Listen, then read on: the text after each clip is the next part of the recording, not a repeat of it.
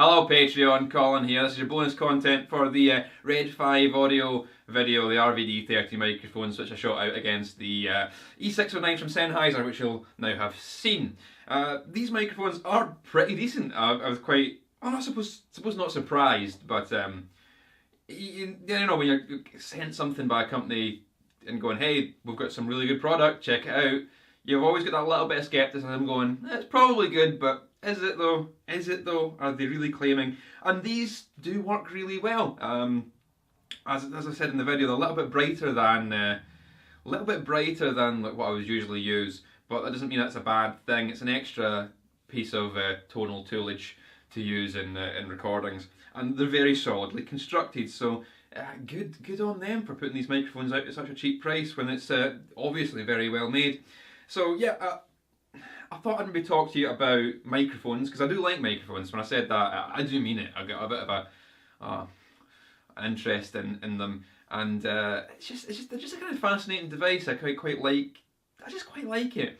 I mean, I went on a little vintage microphone session a couple of years ago, probably now. You'll have seen it at the time when I was re-ribboning the Reselsound microphone.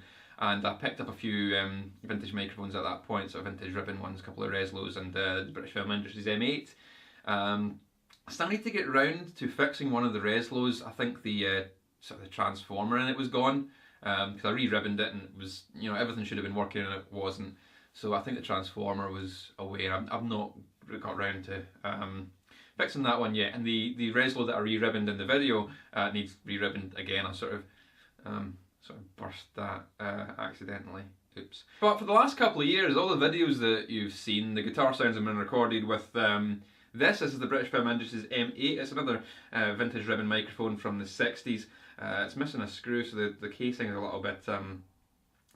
little bit loose, but it's a nice little microphone and it works very well to get that sort of vintage ribbony tone. It's good, and it's very small and very compact and very cute.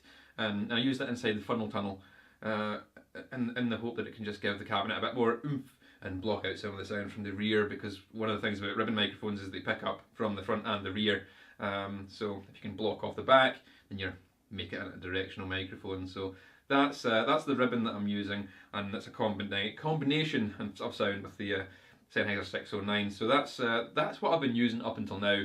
Ribbon microphones are fantastic in their simplicity. You've got a very thin, lightweight metal object vibrating within a magnetic field, and you get therefore a current pushing out. It's similar in the way to what a guitar pickup works, and it just works by air pressure pushing that ribbon, and outputs. You need a transformer usually to emphasize the signal, because it's a very weak signal, so you need something to lift it up.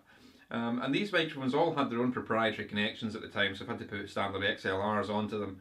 I just think there's something fascinating about these old microphones, like this and the Reslow, which is like a crooner's mic for, you know, really getting in there and singing with, and just the different designs and the way that they're used. These are both great because they both get that front-facing design, rather than this kind of microphone where you've got to sort of place it front on. This is designed very much like it's supposed to be a vocal microphone, handheld and whatnot. So when using it on cabinets, you've got to aim it like that. Whereas these, all this was designed as probably more of a vocal microphone, you know, like this. You know, putting them up against a cab like that works really well. There are much more expensive microphones on the market that I've yet to try and, you know, check out. I'm using the Rode NT2A quite a lot when I'm doing sort of recording voice and all the rest of it. I should probably get a better condenser microphone than that. I mean, it's a good microphone, but it's fairly entry level. It's same with a lot of the microphones I'm using to make up the cabs. The Sennheiser 609, things like the Shure SM57, they're all very basic, sort of entry-level microphones, and there's much more expensive ones that are used for capturing sound. So maybe I'll spend the money later on, get some more expensive microphones to check things out with. But in terms of checking out what a £33 microphone sounds like, I thought putting it against one of your standard sort of £100 microphones is a good enough comparison. There's no point in trying to overkill it by putting it up against something really, really expensive. Put it up against the sort of the standard. The reason I didn't do SM57 in this video is that I don't actually own an SM57. It's something I've never felt any desire to pick up. I've got the Sennheiser 609, which works fantastically, and I prefer the sound of. So I've gone, why do I even need an SM57? If I can find one cheap, I'll probably pick one up, just to have it. But I don't know. I'm not. I don't know. Maybe I just like something a bit different. I have used SM57s in the past, where my friends had a couple and I used them for a while.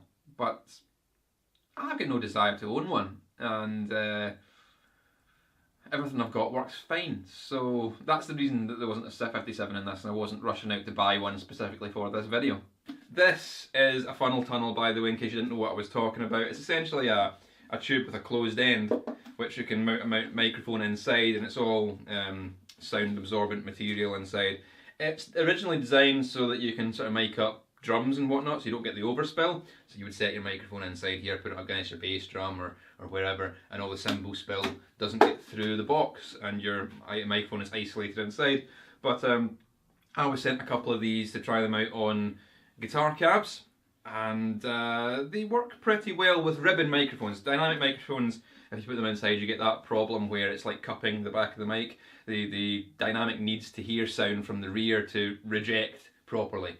So when you put them inside an isolation tube like this, you get that sort of cupping the mic sound. They don't sound great. But for a ribbon microphone, where you're getting natural pickup from front and back, and it doesn't need to hear sound from the back to reject anything.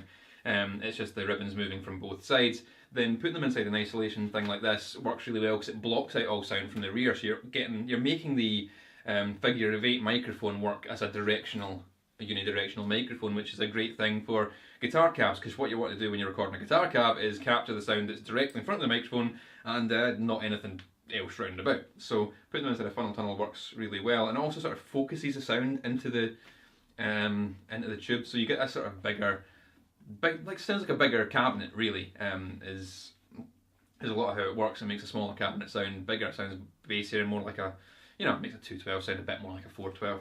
So I've been using that with a ribbon microphone, and it's been really working for me in the last few years. And yeah, so I might continue to use that if I'm using the ribbon with the new cabinet. But yeah, that's what that is. If that name didn't mean anything to you, you can check them out at funneltunnel.something or other, whatever their website is. I'll leave a link. I guess that's really all I've got to say about microphones for this now. I think they're interesting devices, and you'll probably see a range of the microphones being used from this point onwards whenever I just feel like mixing things up a little bit. So yeah, if there's any microphones you want me to check out, let me know. I'll probably try and pick them up and do some videos. But that's all for now. Thanks for supporting me, and keep it loud. I'll see you later.